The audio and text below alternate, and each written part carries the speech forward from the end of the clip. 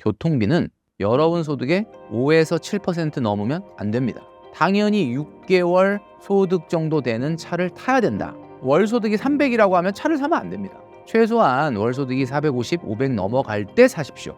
근데 어떤 분들은 이런 얘기하죠. 저는 차를 교통수단으로 보질 않습니다. 이렇게 얘기하는 분이 있어요. 내 소득에 비해서 너무 과하다는 건 나도 알고 있지만 차에 대해서는 나 양보 못해. 그러면 그거는 용서가 안 되는. 갖고 싶다라는 생각의 진짜 의미는 무엇인가요? 네, 저도 사실 그 이야기를 기억을 못했는데 제가 작년에 이제 KBS 하이엔드 소금쟁이 이찬원 씨하고 방송을 할 때 갖고 싶다라는 생각이 들었을 때 사실 그 갖고 싶다라는 거의 진짜 의미는 필요 없다라는 뜻이다라고 얘기했던 영상이 있더라고요. 이 영상을 어떤 그 인플루언서가 보고 놀래면서 생각해보니까 진짜 맞네? 라고 하는 그 짤이 있어요. 그래서 굉장히 그 짤이 뭐 바이럴이 엄청나게 된 거를 저도 봤습니다. 그래서 그 영상을 제가 보면서 느꼈던 게 정말 우리가 생각하기에 따라서는 정말 갖고 싶다라는 욕구는 필요한 거에서는 안 생기는구나라는 걸 깨닫게 됐습니다. 자, 그런데 우리가 살면서 어떻게 필요한 것만 소비를 하느냐. 갖고 싶은 것도 좀 소비를 해야지. 저 그 말 인정합니다. 자, 그런데 중요한 거는 내가 한 달에 쓰는 카드 값을 한번 여러분들이 보시면 필수 재화를 사는데 몇 %를 쓰고 사치 재화를 사는데 몇 % 쓰는지를 한번 확인해 봐야 된다. 여기서 말하는 사치재라고 하는 건 어떤 의미가 있냐? 필수 재화가 아니면 다 사치재화입니다. 자, 치약을 산다, 샴푸를 산다, 그 다음에 뭐 비누를 산다, 뭐 세제를 산다. 이런 것들 다 필수 재화입니다. 식료품을 산다. 이런 것도 다 필수 재화죠. 자, 그런데 사실은 있어도 그만 없어도 그만인데 갖고 싶어 해서 산 거는 사실은 필수재는 아니라는 거죠. 자, 그렇다면 여러분들이 필수재와 사치재의 비율을 한번 따져볼 필요가 있습니다. 자, 이걸 왜 따져봐야 되느냐? 제가 이제 최근에 작년에 이제 병원에 갔는데 건강검진을 했어요. 근데 건강검진을 했는데 의사 선생님이 그러는 거예요. 다른 거 다 괜찮고 다 좋은데 당화혈색소가 조금 그전보다 높아졌다. 이제는 저녁에 야식 같은 거 먹지 말고 그 다음에 좀 탄수화물을 줄여라. 아무래도 이제 나이 먹어가면서부터는 아무래도 탄수화물을 좀 줄이라고 많이 권유하잖아요. 그래서 뭐 아주 심각한 수준은 아니지만 이 당 스파이크를 조심해야 될 때가 됐다. 이런 이야기를 하시더라고요. 근데 제가 생각할 때는 소비도 그런 게 있습니다. 그러니까 소비가 여러분들이 쓰고 있는 생활비 중에 당연히 필수 재화가 아닌 사치재도 필요하죠. 사야 될 때가 있죠. 그런데 그게 비율이 중요하다는 거예요. 그래서 저는 이렇게 말씀드리고 싶어요. 우리 신사임당 구독자 여러분들, 내가 만약에 20대다. 그러면 사치재의 비중은 20%가 넘으면 안 됩니다. 내가 30대다. 30%. 40대다. 40%. 쉽죠? 50대다. 50%. 자, 이렇게 되는 거죠. 내가 20대인데 사치재 비중이 막 30%, 40%, 50%다. 그러면 이건 문제가 있는 겁니다. 자, 여기서 말하는 비율을 어떻게 따지느냐? 내가 이번 달에 쓴 생활비가 100만 원이에요. 근데 100만 원인데 필수 재화를 사는데 80만 원을 쓰고 사치재는 20만 원이다. 그러면 정상인데 내가 사용한 생활비의 50%가 사치재다. 그러면 그거는 소비 당뇨다라고 말씀드릴 수 있는 거죠. 자, 그러니까 중요한 거는 어떤 의미인지 아마 아실 겁니다. 제가 왜 이거를 소비 당뇨라고 말씀드렸느냐? 당화혈색소가 좀 높다. 당뇨 수치가 조금 높다. 당장 문제가 될까요? 뭐 오늘 당장 큰 문제 없거든요. 이 당뇨라는 질병이 뭐 사실 뭐 수치에 따라 다르긴 하겠지만 갑자기 당뇨가 있다고 해서 뭐 굉장히 갑자기 큰 문제가 생기는 건 아니거든요. 이 상태로 오랜 기간 지속이 됐을 때에 굉장히 좀 크리티컬해지는 거죠.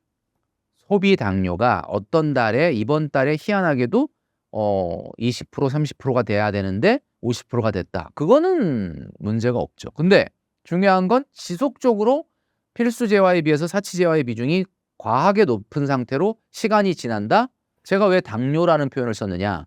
본인 경제에 치명적인 문제가 생길 수가 있다라는 이야기죠. 생활비에서 없애야 할 항목은 무엇인가요? 그래서 우리가 그 이제 건강검진 얘기가 나온 김에 조금 더 그 확대해서 좀 말씀을 드리면 이제 우리가 건강검진을 하러 가면 정말 여러 가지를 많이 보지만 그래도 일반인들이 가장 쉽게 보는 건 혈압, 당뇨, 간 수치예요.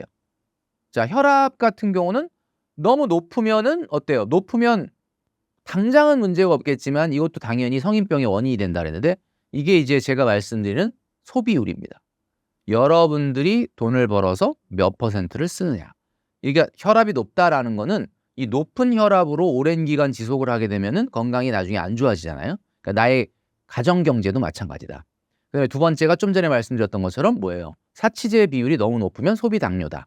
자, 그러면 세 번째가 뭐냐면 간 수치인데 간 수치는 여러분들도 이제 건강검진에서 이런 표를 받아보시면 뭐 GOT, GPT, 감마 GTP 뭐 이런 것들을 보잖아요. 자, 그런 것들이 사실은 제가 지금 말씀드리는 7가지라고 볼 수가 있는 거죠. 자, 첫 번째는 바로 뭐냐면 여러분들이 여행이라고 하는 레저에 쓰는 돈입니다. 자, 여행이라고 하는 레저에 쓰는 돈은 얼마가 적당하냐. 제가 신사임당 채널에 나와서 벌써 한 두세 번은 얘기한 적이 있어요. 그런데 여러분들이 착각하시면 안 되는 게 여행은 소득의 몇 퍼센트가 돼야 된다더라.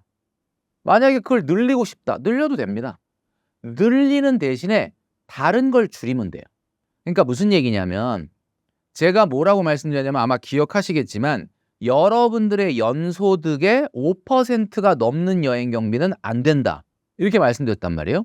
그러면 연소득의 5%라는 얘기는 월소득으로는 60%. 그러면 내가 보너스나 상여 다 해서 월 평균 소득이 300이다. 그럼 그 사람은 1년에 쓸 수 있는 여행 경비가 180입니다. 그럼 많은 분들이 어떻게 듣기에는 180은 너무 작은데? 왜냐면 우리가 여름 휴가만 가는 게 아니잖아요.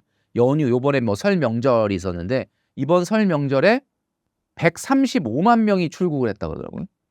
여러분 135만 명이면요. 대전광역시 인구입니다. 그 정도의 인원이 그 짧은 기간에 해외를 나갔어요. 그러면 생각해 보십시오. 그러면 연휴에도 가야지, 명절에도 가야지, 여름 휴가에도 가야지 180만 원 안 되지 않느냐? 더 가야 된다. 난 더 써야 되겠다. 더 쓰십시오. 근데 문제는 더 쓰는 대신 다른 거를 줄여서 그 예산을 확보하셔야 돼. 만약에 다른 것도 다 할 거 다 하면서 여행도 나는 5% 이상 쓰겠다. 공금의식이 없는 거죠. 공금의식을 제가 한번 말씀드린 적이 있었는데 내가 받는 월급 이거 공금이거든요. 그러니까 나만이 지금 현재 나만이 쓰라고 주어지는 돈이 아니잖아요. 그러니까 회계 부정이야. 이거는 진짜로. 그러니까 여러분 그걸 생각을 하셔야 된다. 그래서 저는 그렇게 말씀드리고 싶어요. 여행 경비를 잘 모았다가 시간을 좀 한참 두고 잘 오랫동안 준비를 해서 좀 의미 있는 여행을 가라. 그냥 갑자기 그냥 예약해 해가지고 떠나는 여행은 설레는 시간도 적고 여행도 금방 지나가고 추억할 것도 별로 없습니다. 오랜도록 돈도 준비하고 또 그 나라의 역사와 문화와 전통도 공부하고 기대하고 생각하고 상상하고 어떨까 준비한 다음에 가서 갔다 온 여행을 추억한다면 돈도 절약이 되고 그리고 여러분들의 여행도 훨씬 만족스러울 것이다. 그래서 정말 중요한 거는 대한민국 인구가 5,175만 명이거든요. 근데 왜 전 세계에 여행 간 사람들은 가는 곳마다 한국 사람들이 넘쳐난다고 얘기를 하는지 이번에 인천공항에 정말 여러분 뭐 보도를 통해서 보셨지만 보통 우리가 해외여행 가면 3시간 전에 오세요 그러잖아요. 넉넉 잡아. 이번에 3시간 전에 가면 못 탔어요.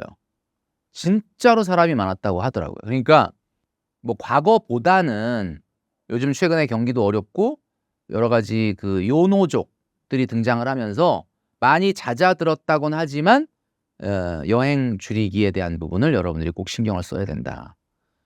자, 그 다음에 또 하나는 문화 레저 비용. 이거는 월 소득의 10% 이내입니다. 자, 이렇게 얘기하면 많은 분들이 야, 그 여행 경비는 1년에 5%라고 제한하고 연소득의 60% 딱 한 번으로 제한하는데 문화레저비는 월소득의 10%면 연봉 어떻게 보면 2배잖아요. 여행 경비에. 오히려 이 문화 레저비는 너무 후한 거 아니냐 이렇게 얘기하시는 분들이 많이 있습니다. 후하다고 생각하시면 문화 레저비를 줄여서 그걸 여행을 가세요. 근데 문화 레저비가 이렇게 높은 이유는 뭐냐면 최근의 트렌드를 반영했기 때문에 그렇습니다. 왜냐하면 저 같은 기성세대라든지 뭐 저보다 선배인 베이비 부머 세대들 같은 경우는 문화 레저라고 한다면 하는 일이 책 사보거나 영화 보는 거밖에 없었거든요. 공연도 뭐 사실 거의 안 봐요. 근데 요즘 MZ들 같은 경우는 사실은 공연도 보죠. 책도 사서 보죠. 그다음에 또 뭐 합니까? 운동도 하죠. 근데 운동이 골프하다가 또 테니스하다가 그죠? 뭐 최근에는 뭐 러닝으로 바뀌었다고는 하지만 테니스 같은 것도 뭐 조코비치가 쓰는 브랜드다. 뭐 나달이 쓰는 브랜드다. 뭐 이래 갖고 그런 거 하나 정도는 있어야 된다. 뭐 이러면 장비가 또 돈이 많이 들어가죠. 러닝이 돈이 덜 들 것 같아서 했는데 또 러닝도 마찬가지로 제대로 또 장비를 갖추려면 돈이 들죠. 그리고 그다음에 이제 내 몸에 투자하는 거에 대해서는 돈을 안 아끼는 게 요즘 트렌드니까 PT, 요가, 필라테스 같은 거 하죠. 이러면은 비용이 기하급수적으로 늘어난다. 저는 그렇게 하라는 게 아니라 워낙 트렌드가 이런 것들을 너무나 당연시하는 분위기가 됐기 때문에 반영을 해서 문화 레저비 10%라고 얘기한 거고 10% 너무 안 된다. 뭐 안 쓰면 좋죠. 근데 정말 쓴다면 10% 이내로 해라. 근데 난 그 문화 레저비 뭐 PT, 요가, 필라테스 그런 거 안 해도 내가 그냥 스스로 운동한다. 그러면 그 비용 줄여서 여행 가세요. 그러면 되지 않을까 싶습니다. 자, 세 번째는 식비인데 식비는 1인 가구다 그러면은 500만 원 소득이 넘는다면 몰라도 그렇지 않다면 25%. 자, 대부분의 우리 젊은이들이 1인 가구이고 500만 원 미만 소득이다. 그러면 25% 정도가 적당하다는 거죠. 300만 원에 25%면 75만 원입니다. 75만 원보다 더 적게 쓰기는 어려워요. 나는 소득이 200만 원밖에 안 되는데 그러면 나는 50만 원만 쓰라는 얘기냐? 그건 좀 어렵습니다. 200만 원이라 하더라도 아마 6, 70은 써야 될 거예요. 75만 원이다. 이렇게 식생활비를 75만 원으로 제한하는 이유는 많은 분들이 그래요. 75만 원 그러니까 뭐 괜찮은데? 그리고 75만 원을 오로지 그 점심 사 먹고 집에서 뭐 예를 배달 시켜 먹고 이걸 생각하는데 여기에는 외식비, 배달, 주식비가 다 들어간 걸 얘기하는 거예요. 그러니까 75만 원으로 한 달에 식생활을 어떻게 해결을 해야 되는 거죠. 우리가 한 달에 몇 끼 먹죠? 한 달이 30일이라고 하면은 하루 3끼 하면은 90끼에다가 뭐 간식도 먹고 그래야 되니까 뭐 100끼에서 110끼 정도를 먹는다고 봤을 때 75만 원이면 한 끼당 7,500원입니다. 굉장히 넉넉하지 않습니까? 여러분 아시겠지만 여러분이 알고 있는 그 사립학교들, 초등학교 굉장히 고급스러운 급식 있죠? 어마어마하게. 그게 다 5,000원, 6,000원이에요. 이렇게 따지면 사실 그거는 충분한 그러니까 여러분들이 어떻게 쓰느냐에 따라서 충분한 왜냐하면 먹는 거는 건강과 직결되기 때문에 너무 사실은 아낄 걸 아껴야지. 예. 그러니까 한마디로 말을 해서 건강도 좀 챙기고 그 대신에 25% 넘으면 안 된다. 그럼 어떤 분이 그래요. 나는 1인 가구인데 월소득이 700이다. 그럼 나도 25% 쓰면 되느냐? 안 되죠. 500만 원 넘어가면 식생활비는 20%로 줄어야 됩니다. 소득이 높아지면 엔겔 지수는 낮아져야 된다. 엔겔 지수라는 거는 내가 지출하는 지출 금액 중에 식생활비가 차지하는 비중이 엔겔 지수인데 계산하기가 복잡하니까 제가 소득으로 말씀드리는 거예요. 자, 그다음에 네 번째는 의류 구입이거든요. 근데 여기서 말하는 의류 구입이 신상 옷 얘기하는 거예요. 신상 옷. 이게 신상 옷이 뭐냐? 계절이 바뀔 때마다 쇼핑의 유혹을 받는 것 중에 하나가 옷이에요. 그 옷 같은 거 사는 거 별로 안 좋아하는 분들도 있지만 또 이걸 굉장히 취미로 생각하시는 분들도 많거든요. 계절이 바뀝니다. 이제 곧 봄이에요. 그러면 봄옷 같은 거 사야지. 자, 작년에 제가 한번 말씀드린 적이 있었는데 경년제로 사세요. 경년제로. 작년 봄에 안 샀다. 그러면 뭐 올해 안 사도 되지만 뭐 혹시 꼭 필요하다면 사라. 그런데 작년에 뭐 하나 샀다면 올해는 안 사는 걸로 좀 넘어가 보자. 자, 이 정도만 해도 분기에 30만 원 정도 절약할 수 있습니다. 그러면 뭐 한 월 10만 원 정도 절약이 되겠죠. 신상 옷은 경년제로 사자. 그리고 제가 작년에도 말씀드렸지만 옷장 정리를 하는 것만으로도 어떻게 보면은 불필요한 옷을 안 사게 된다. 최근에 보니까 명품 의류들을 소각한다는 내용이 있더라고요. 명품 브랜드들은 판매가 안 되는 재고가 생겼을 경우에 브랜드의 가치를 유지하기 위해서 낮게 디스카운트, 스페셜 뭐 바겐 세일을 해가지고 판매하는 게 아니라 소각을 합니다. 근데 이게 이제 법적으로 제재를 하는 나라가 나타나기 시작했는데 왜 그러냐? 옷을 만들어서 이거를 옷을 폐기물로 버렸을 때에 뭐 태우는 비용 또는 묻는 비용 이런 것들이 지구 환경에 어마어마하게 안 좋은 영향을 준다는 그런 보도가 있었어요. 그러니까 한마디로 여러분이 옷은 패션이기 때문에 인간으로서 여러 가지 옷을 입겠다라는 욕구는 당연히 존중돼야 되지만 너무 불필요할 정도로 소득에 비해 과한 옷을 사는 것은 내 지갑의 건강에도 문제가 있지만 지구를 생각하더라도 우리는 해서는 안 될 일이다. 경련제로 사시기 바랍니다. 자, 5번째는 외식을 줄이기입니다. 자, 뭐 올해 경제가 굉장히 어렵다 보니까 어떻게 보면은 도시락을 싸오는 직장인들이 늘고 있다고 하는데, 야, 도시락까지는 정말 어마어마한 정성이 들어가는, 뭐 정말 박수 쳐드리고 싶습니다. 그런데 도시락이 없다라고 한다면 사실 구내식당 같은 경우를 우리가 한번 이용해 볼 필요가 있어요. 저도 이제 그 SBS의 라디오 고정을 하는 게 있어가지고 가는데 일부러 일찍 가가지고 구내식당에서 밥을 공짜로 주기 때문에 먹는데 너무 괜찮더라고요. 그러니까 이 구내식당을 매일같이 이용하는 분들이야 좀 질려서 별로이겠지만 저같이 이제 어쩌다 가서 먹는 사람들은 너무 맛있는 거예요. 영양학적으로 보나 너무 뭐 비용면으로 보나 너무 괜찮거든요. 여러분들이 있는 주변에 구내식당을 찾아보시기 바랍니다. 구내식당이 없다 그래도 옆에 건물 또는 옆에 건물에 외부인도 받아주는 구내식당들이 있을 가능성이 있다. 좀 찾아보면 있겠죠. 근데 뭐 구내식당을 일주일 내내 가라는 게 아니에요. 구내식당에서 2, 3일 정도 식사하고 뭐 예를 들면 수요일하고 금요일은 나가서 외식을 한다든지 이렇게 좀 다채롭게 해본다면 여러분들 비용이 많이 줄어들 수도 있고 건강도 챙길 수도 있다. 너무 무분별하게 외식을 하는 문화는 사실은 좀 좋지 않지 않을까. 올해같이 또 경제가 어렵다고 하는 상황에서는 특히 더 그렇겠죠. 자, 6번째는 늘 제가 말씀드리는 거지만 커피 음료에 대한 이야기인데요. 하루에 커피 테이크아웃은 한 잔만 하자입니다.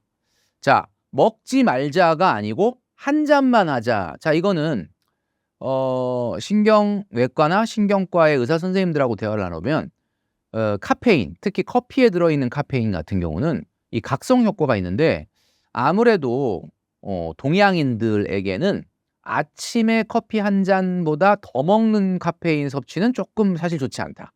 이런 이야기들을 많이 하더라고요.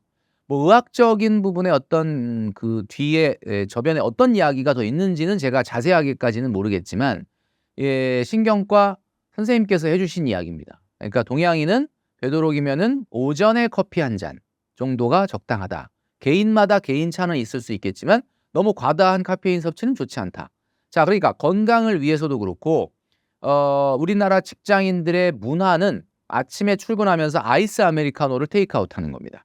아무리 추운 이런 엄동 설안에도 아이스 아메리카노 한 잔은 먹어줘야 된다. 저 이거에 동의하는 게 왜 아이스 아메리카노냐 뭐 이런 또 영상도 있거든요. 외국 사람들은 뜨거운 커피를 좋아하는데 왜 한국 사람들은 이렇게 아이스 아메리카노를 좋아하냐. 이유를 2가지로 분석을 했더라고요. 첫 번째, 한국인이 먹는 음식은 맵다. 맵기 때문에 맵고 난 이후에 그 입안에 남아있는 텁텁함을 한 방에 날리는 데는 따뜻한 커피보다는 시원한 커피가 낫다. 첫 번째 이유는 그거고요. 2번째 이유는 우리나라 사람들은 커피를 마시고 난 다음에 업무에 복귀하는 게 아니라 업무에 복귀해서도 계속 커피를 마셔야 되기 때문에 따뜻한 커피는 식지 않습니다. 근데 아이스 아메리카노는 계속 그 차가움을 유지할 수 있기 때문에 뭐 이런 분석이 있었어요. 그래서 굉장히 저는 타당하다라고 생각이 되는데 이 한 잔을 먹는 문화까지도 아껴서 저축해라 이런 얘기가 아닙니다. 한 잔만 먹으라는 거죠. 오후에 그러면 어떡하냐? 오후에 내가 또 졸려서 또 커피를 마셔야 된다라고 한다면 그때는 회사의 커피 머신이나 탕비실을 이용하면 되는 겁니다. 충분하거든요. 자, 그렇게만 해도 우리가 한 달에 3, 4만 원 이상을 절약을 할 수가 있다라는 거죠. 굉장히 작은 차이인 것 같지만 이런 사소한 습관들 하나를 여러분들이 몸에 배게 한다면 여러분들이 충분히 절약과 절제를 통해 더 많은 저축을 할 수 있을 것이다. 자, 마지막 7번째가 되겠습니다. 마지막이면서 가장 중요한 거죠. 늘 돈줄남이 강조하는 것 중에 하나, 바로 차입니다. 마시는 차가 아니라. 자, 이 차는 정말 여러 가지 설왕설래가 많이 있는데 연초에는 유혹을 많이 받습니다. 왜 연초에 유혹을 많이 받느냐? 해가 바뀌게 되면 신차가 나와요.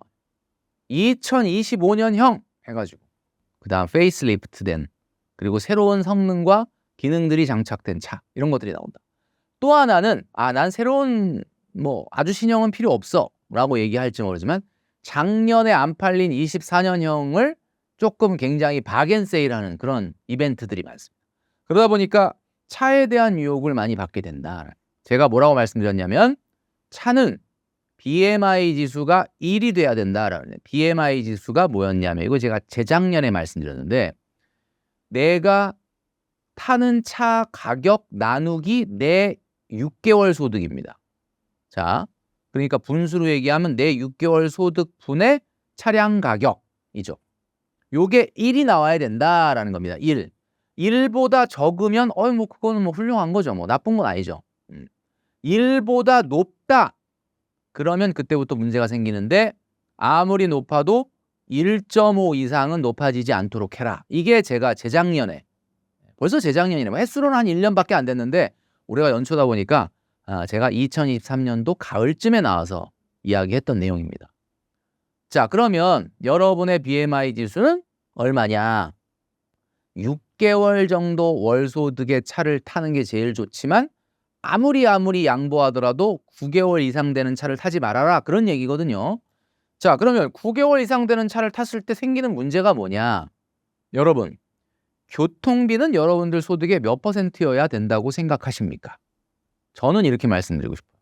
교통비는 여러분 소득의 5에서 7% 넘으면 안 됩니다. 그러면 여러분들의 차량 유지비가 여러분 소득의 7%가 안 넘으려면 당연히 6개월 소득 정도 되는 차를 타야 된다. 예를 들면 내가 월 소득 300이다. 그러면 6개월 소득은 얼마입니까? 6, 3, 18, 1,800만 원. 그럼 1,800만 원짜리 차를 골라봐야 되겠구나. 안 되죠. 제가 얘기한 거는 수도권이나 광역시에서 근무하는 분들이라면 월 소득이 300이라고 하면 차를 사면 안 됩니다. 최소한 월 소득이 450, 500 넘어갈 때 사십시오. 그 전에는 대중교통이라고 하는, 굉장히 우리나라가 대중교통이 발달돼 있잖아요. 내가 읍면 지역에 근무를 한다면 또 모르겠는데, 근데 어떤 분들은 이런 얘기하죠. 멘토님이 얘기한 것처럼 교통비가 5에서 7% 넘으면 안 된다, 곤란하다라고 얘기했던 내용인데, 저는 차를 교통수단으로 보질 않습니다. 이렇게 얘기하는 분이 있어요. 교통수단이 아닙니다. 그럼 무슨 수단이냐? 문화래죠. 그리고 연애를 하기 위해서 필요합니다. 이렇게 얘기하는 분이 있죠. 그러니까 나는 6개월, 내가 교통수단에 투자한다면 6개월 이내 차를 타는 게 맞지만 난 교통수단이 아니라고 생각한다 라고 해서 돈을 나는 차를, 내가 내 소득에 비해서 너무 과하다는 건 나도 알고 있지만 나는 다른 건 몰라도 차에는 좀 돈을 쓰고 싶다. 저 존중합니다. 그러면 저는 이렇게 말씀드리고 싶어요. 그러면 6개월 소득, 내가 소득이 500만 원이에요. 500만 원. 500만 원인데 그러면 내가 타라고 했던 차는 500만 원이면 차 사도 되잖아요. 그죠? 그러면 3천만 원 정도 되는 차를 사야 돼. 근데 내가 5천만 원짜리 차를 사고 싶어. 그럼 2천만 원이 오바잖아요.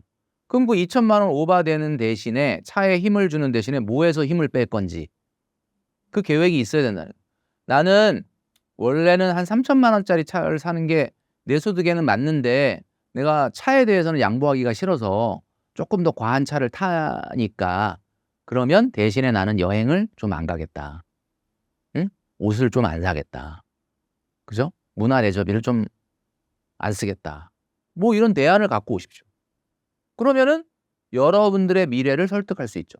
미래의 여러분이 여러분을 지금 눈 시퍼렇게 뜨고 쳐다보고 있는데 그 미래의 여러분을 설득할 게 있어요. 내가 차에 대해서는 좀 관심이 있어서 차를 좀 비싼 차 사는 대신에 요런 거는 좀 안 하겠다. 그러면 미래의 여러분도 허락해 주겠죠. 근데 차에 대해서는 나 양보 못해. 소득에 비해서 관찰 사. 근데 나머지 것들도 다 하겠다. 그러면 그거는 용서가 안 되는 거죠. 자, 제가 지금 7가지를 말씀드렸는데 이런 것들이 다 제가 말씀드리는 기준에서 넘어간 상태로 세월이 1년, 2년, 3년, 4년 지나면 어떻게 됩니까? 그러면 여러분들은 미래에 굉장히 암울한 여러분을 만나게 된다.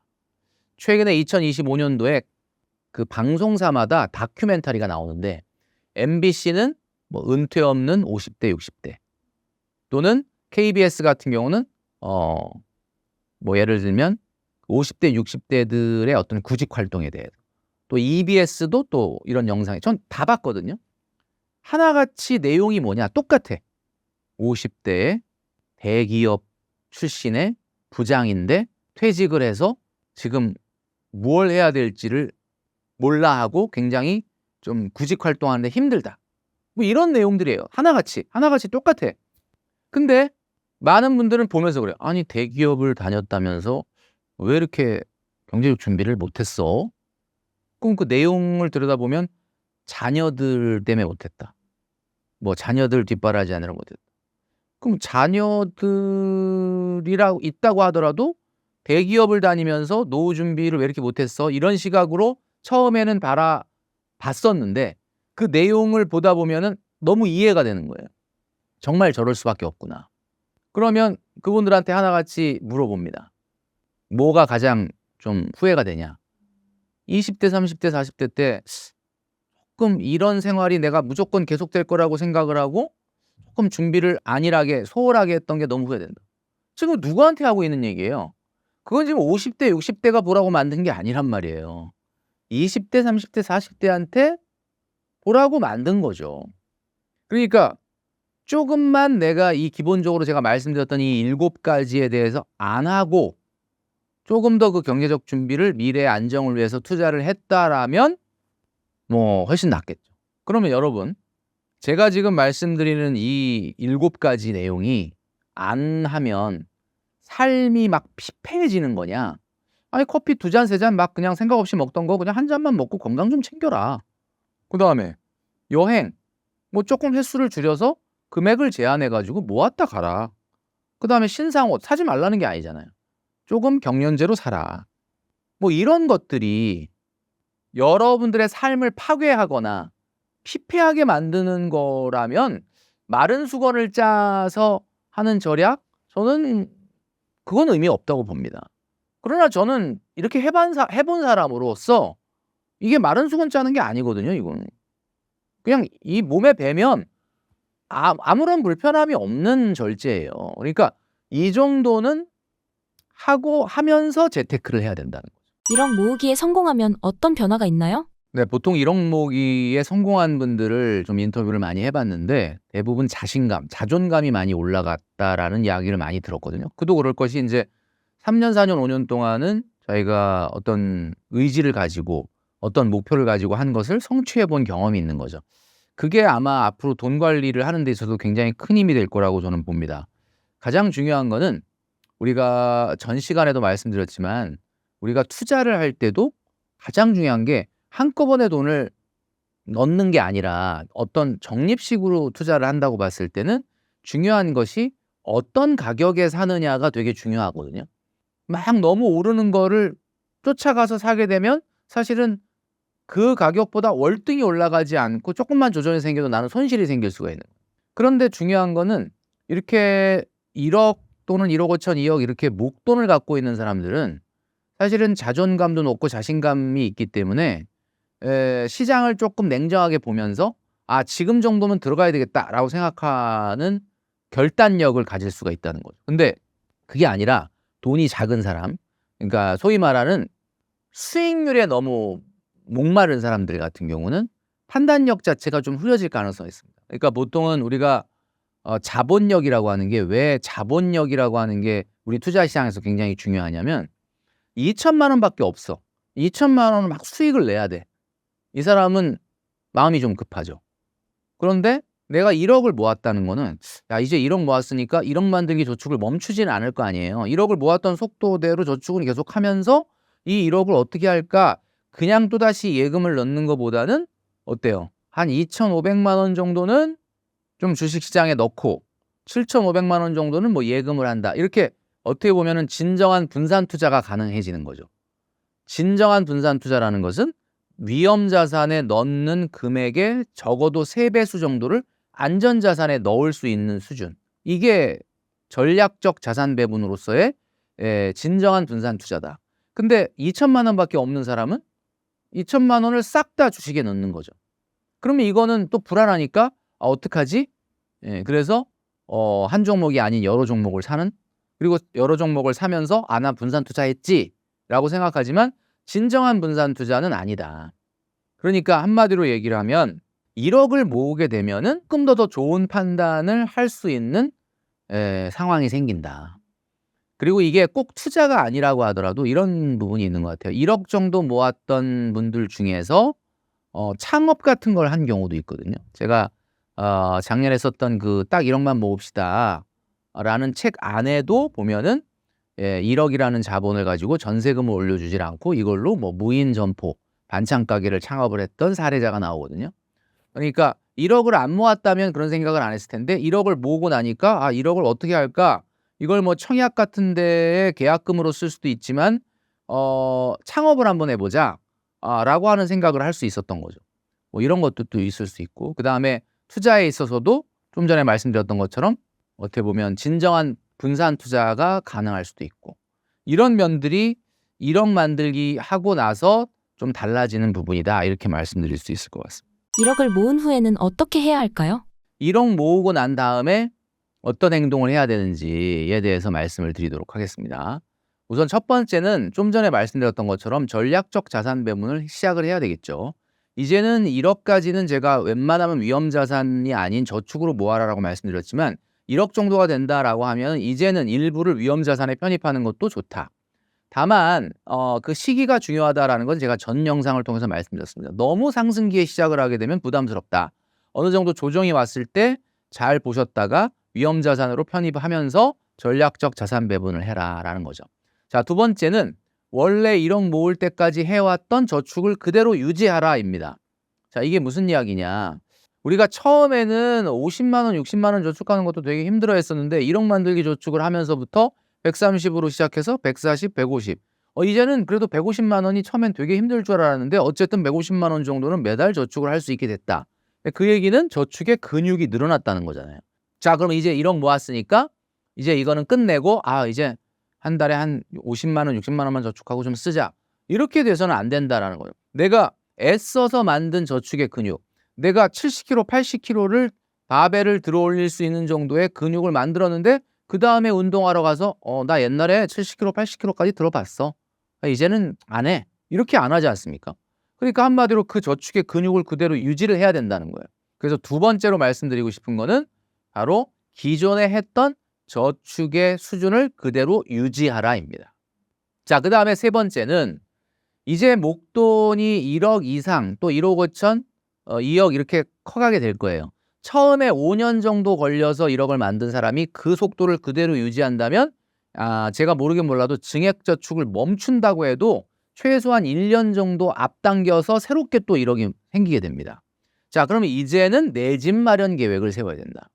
무슨 이야기냐면 이제 1억이 곧 2억이 되고 이렇게 되면 이 2억을 가지고 내가 청약을 할 건지 아니면 기존 주택을 살 건지에 대한 로드맵을 짜야 됩니다. 이 로드맵이라는 거는 한마디로 자금 계획을 세우는 것도 있지만 임장을 다녀보는 것도 필요하다. 제가 왜 임장을 가라고 많이 권유하냐면 저는 아직까지는 그 집 살 돈이 아무리 대출을 받아도 안 되기 때문에 그때 가서 한 3, 4년, 4, 5년 있다가 그때 집을 알아보겠습니다. 자, 그렇게 하면 늦습니다. 무슨 얘기냐? 물론 당장 1, 2년 내에 살 돈은 아니지만 내가 원하는 정도의 주택의 그 형태 그리고 수준, 가격 수준이나 그 지역, 입지들을 사이버로 임장을 하든 아니면 실제로 주말에 한번 가보든 해야 내가 원하는 아파트들 수준의 아파트 가격이나 평형이나 지역이나 이런 것들을 봤을 때 어떤 것이 어떤 장점이 있고 어떤 단점이 있는지 이런 것들을 실제로 가서 봐야 사람이 마음이 어떻게 되냐면 욕심이 생기고, 욕심이 생긴다는 게 뭐냐면 동기부여가 된다. 내가 1억 모았고 이제 좀 있으면 1억 5천 되고 2억 되고 그리고 이제 막 투자한 것도 성공해서 금방 2억 5천 되고 막 이런 것들이 앞에 보이기 시작을 하는데 내가 이렇게 모아서 뭐 하지? 라고 하는 로드맵이 없다 그러면 나의 투자는 나의 재테크는 갈 길을 잃어버릴 가능성이 많다.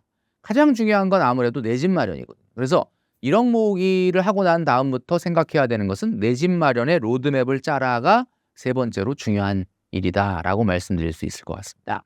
노후 준비를 위해서 현금이 어느 정도가 필요한가요? 얼마 전에 제가 선배를 만났는데 그 선배가 이제 은행을 퇴직을 하게 됐어요. 그래서 퇴직을 하면서 얼마의 노후 자금을 갖고 나왔는가 한번 물어봤더니 퇴직금과 뭐 그동안에 은행에 다니면서 모아놨던 걸 다 더하니까 한 5억 정도 되더라고요.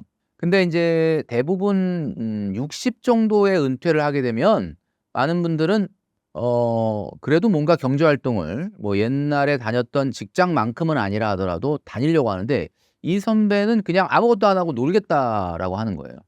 그래서 얼마나 생활비가 앞으로 들어갈 것 같냐 라고 이제 얘기를 했더니 최소한 자기는 한 500만 원을 써야 된다 이렇게 이야기를 하더라고요.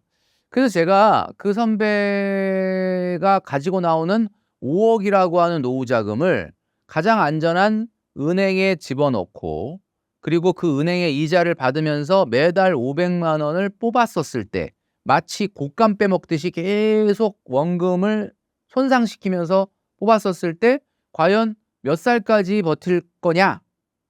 라고 하는 것을 한번 계산을 해봤습니다. 계산을 해봤더니 놀랍게도 60세부터 74세까지밖에 못 버팁니다. 그러니까 왜냐하면 좀 더 위험한 투자를 한다면 수익률은 높아질 수도 있겠지만 중요한 거는 노후에 위험한 투자를 하기가 어렵잖아요. 그러니까 3% 세후 수익률로 해가지고 계속 500만 원을 뽑았으면서 인플레이션 1.5%, 2% 정도를 적용을 해가지고 계산을 해보면 74세까지밖에 못 버틴다라는 거예요. 자, 그러면 수익률에 문제가 있다. 3%라고 하는 수익률 때문에 그런 거다라고 생각이 돼서 수익률을 2배로 올려봤습니다. 그러니까 3% 예적금과 같은 안정적인 투자가 아니라 6%. 6%면은 예금 투자율의 무려 2배의 수익률이죠. 자, 그러면 몇 세까지 노후 생활을 할 수 있느냐라고 한번 딱 계산해 보니까 수익률을 2배로 올렸는데도 78세까지밖에는 못 버팁니다. 그러니까 딱 4년 늘어나는 거예요, 4년. 그러니까 많은 분들이 생각할 때 노후 준비를 수익률만 개선되면 해결될 거라고 생각을 하는 거예요. 그게 노후 준비는 세 가지가 곱해져야 되거든요. 소득, 시간, 수익률. 이 세 가지가 곱해져야지 되는 거죠.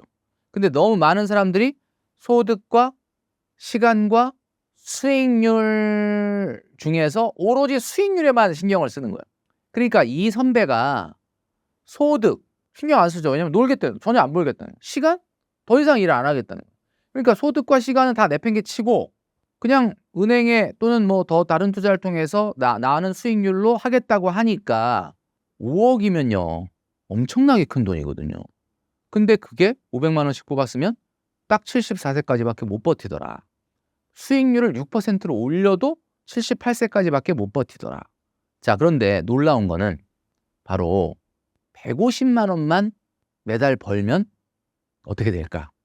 150만 원을 벌면 350만 원만 뽑았으면 되잖아요. 그렇게 해서 계산했더니 86세까지 버티더라.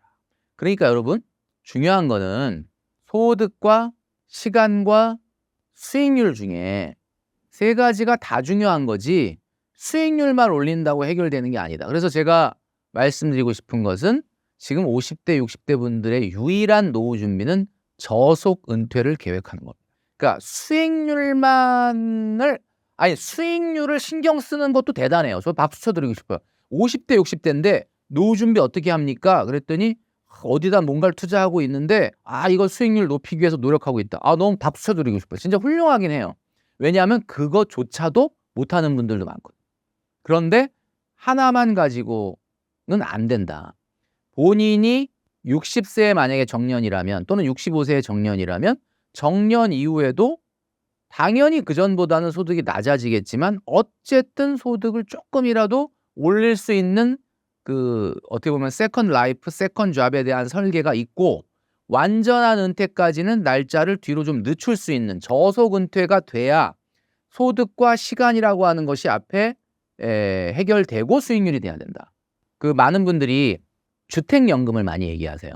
주택연금은 말이 연금이지 사실은 내가 보유하고 있는 주택을 담보 잡히고 생활비를 대출받는 겁니다.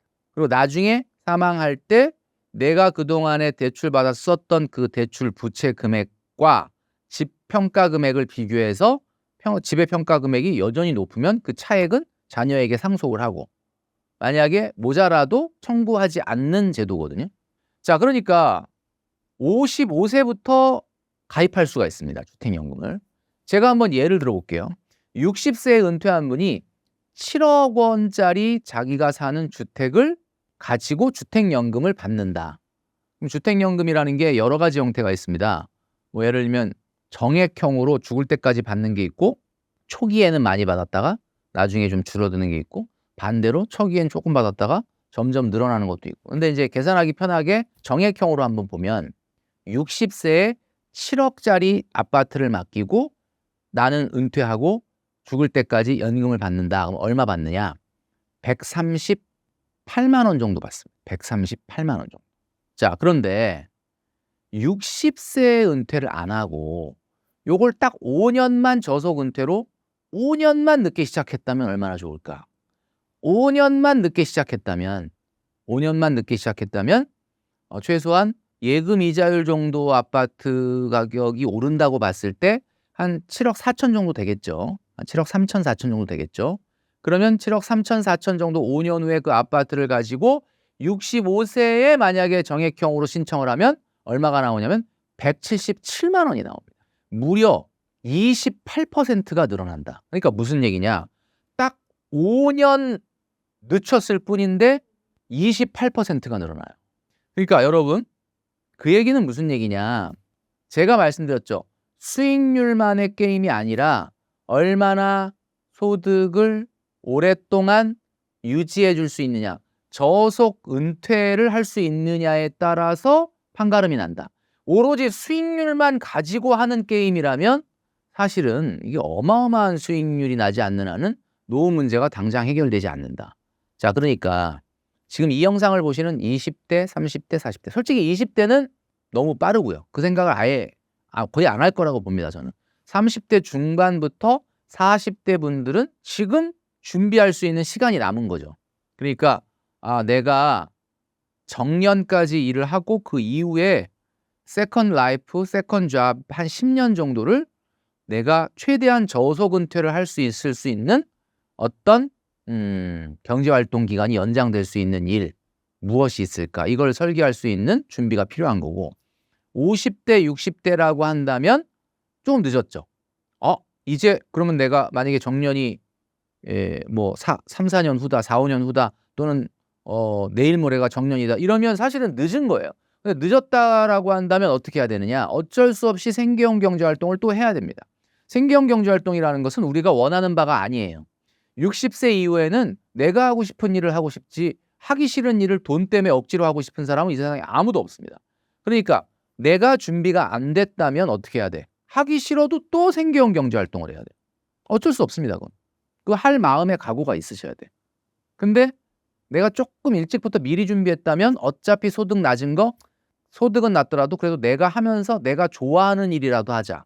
이 준비가 되어 있으면 그래도 60세 은퇴하고 나서 65세, 70세까지 그래도 10년 정도는 소일거리 하듯이 내가 기뻐하고 좋아하고 즐거워하는 일을 할 수가 있겠죠.